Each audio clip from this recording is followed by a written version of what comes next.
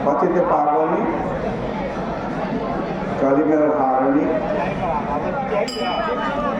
मोक्षदायिनी मंगल कारण माँ गंगा मैया का ये विश्व प्रसिद्ध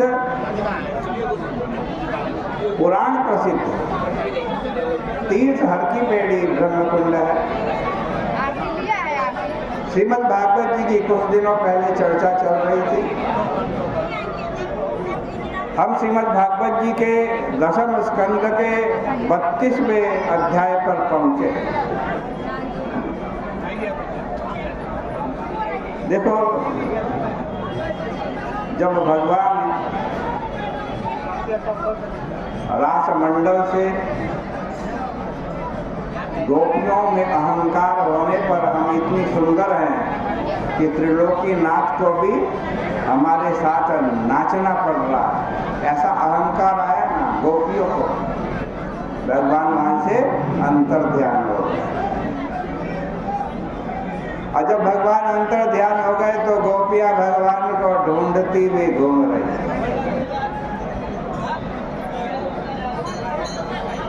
पहले जगह जगह ढूंढा, जंगल में ढूंढा, अंधेरे में ढूंढा, फिर भगवान को ढूंढना गोपियों ने छोड़ दिया। क्यों? इस आशंका से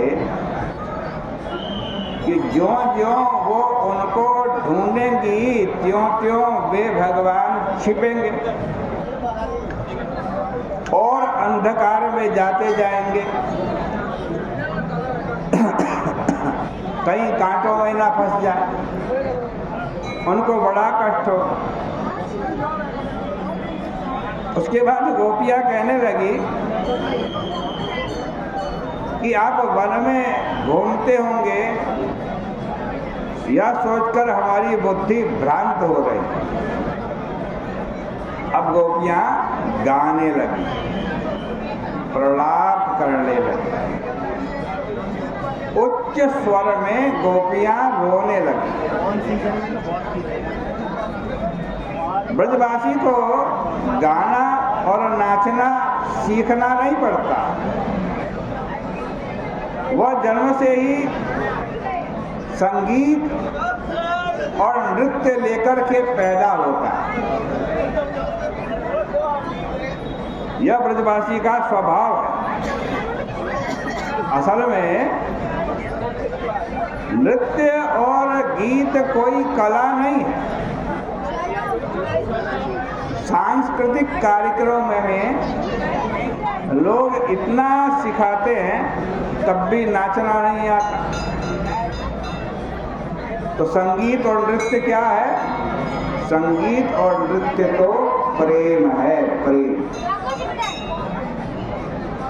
जिसके हृदय में प्रेम होता है ना, उसके पांव एक एक ताल पर अपने आप थिरक उठते हैं और उसकी वाणी भी संगीतमय ही निकलती है। स्वर और ताल सीखने से नहीं आता, यह तो एक प्रकार का अभ्यास है।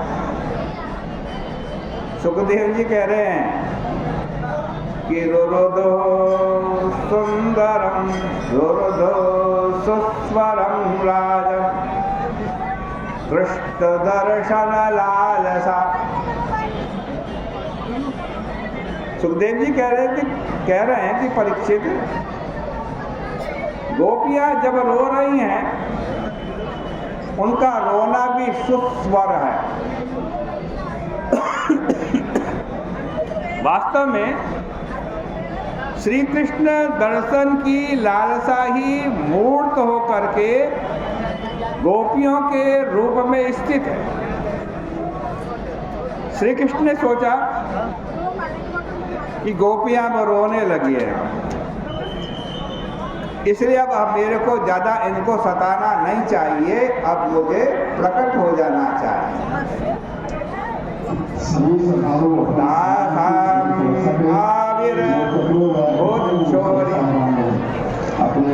श्री सुखदेव जी महाराज ने